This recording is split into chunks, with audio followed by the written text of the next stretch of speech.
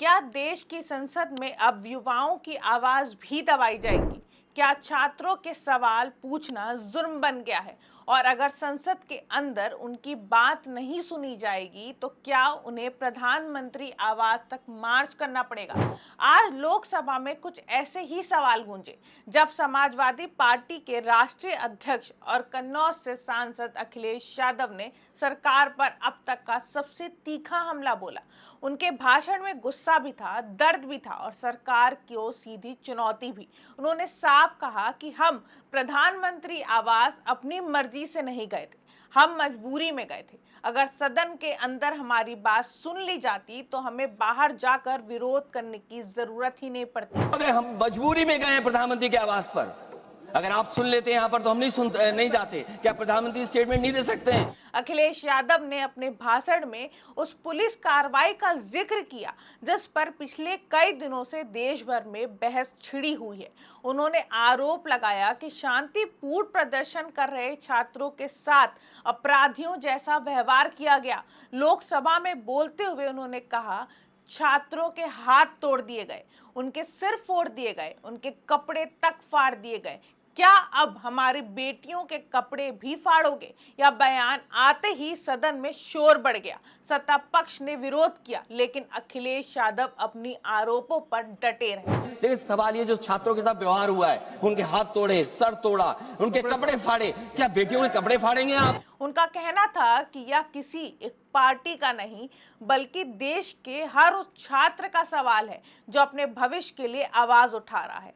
अपनी भाषण में अखिलेश यादव ने बार बार याद दोहराया कि यह लड़ाई समाजवादी पार्टी, कांग्रेस या बीजेपी की नहीं। उन्होंने कहा, यह देश के युवाओं का मुद्दा है, छात्रों का मुद्दा है, उन लाखों परिवारों का मुद्दा है जो अपने बच्चों के भविष्य के लिए संघर्ष कर रहे हैं।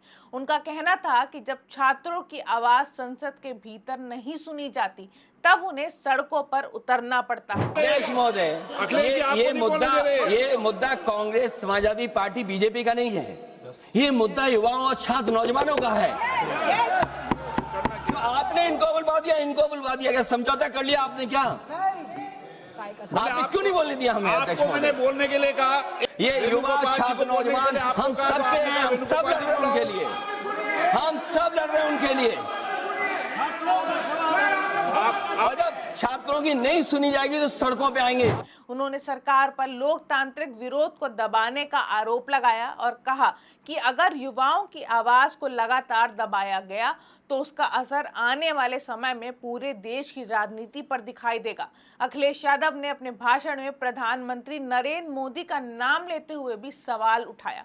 उन्होंने कहा कि प्रधानमंत्री विदेशों में जाकर युवाओं, लोकतंत्र और भारत के भविष्य की बात करते हैं, लेकिन जब देश के अपने छात्र न्याय मांग रहे हैं तो उनसे संसद में उस मुद्दे पर उनकी चुप्पी क्यों है?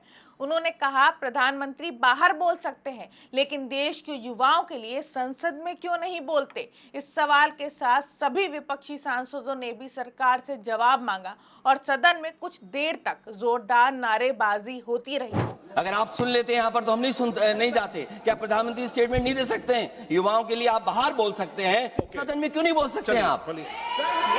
माननीय सदस्य, इतना ही नहीं, शिक्षा मंत्री धर्मेंद्र प्रधान के इस्तीफे की मांग को लेकर भी अखिलेश यादव बेहद आक्रामक नजर आए। उन्होंने कहा, इस्तीफा क्या होता है, अगर यहाँ नहीं देंगे तो बाहर जाकर ले लेंगे। इस बयान को विपक्ष की उस रणनीति का हिस्सा माना जा रहा है जिसमें शिक्षा मंत्री से नैतिक जिम्मेदारी लेते हुए पद छोड़ने की मांग लगातार तेज की जा रही है। इस्तीफा तो क्या है? इस्तीफा तो जब चाहेंगे तब मंत्री ले लेंगे, सदन के बाद ले लेंगे। विपक्ष का आरोप है कि छात्रों से जुड़े विवादों और प्रदर्शन के दौरान हुई कार्रवाई की जवाबदेही तय होनी चाहिए।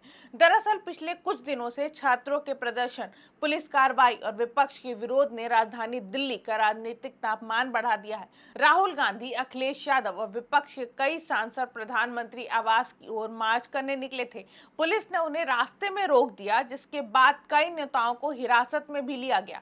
विपक्ष का आरोप है कि जब संसद में चर्चा की मांग नहीं सुनी गई तब उन्हें सड़क पर उतरने के लिए मजबूर होना पड़ा। वहीं सरकार का कहना है कि कानून बनाए रखना पुलिस की जिम्मेदारी है और विपक्ष इस पूरे मुद्दे को राजनीतिक लाभ उठाने की कोशिश कर रहा है। अब इस पूरे घटनाक्रम ने कई बड़े सवाल खड़े कर दिए हैं। क्या छात्रों के मुद्दे पर संसद में विशेष चर्चा होगी? क्या शिक्षा मंत्री धर्मेंद्र प्रधान पर इस्तीफा का दबाव और बढ़ेगा? क्या प्रधानमंत्री इस पूरे विवाद पर अपनी चुप्पी तोड़ेंगे? और सबसे बड़ा सवाल, क्या युवाओं का यह गुस्सा आने वाले चुनावों की राजनीति को भी प्रभावित करेगा?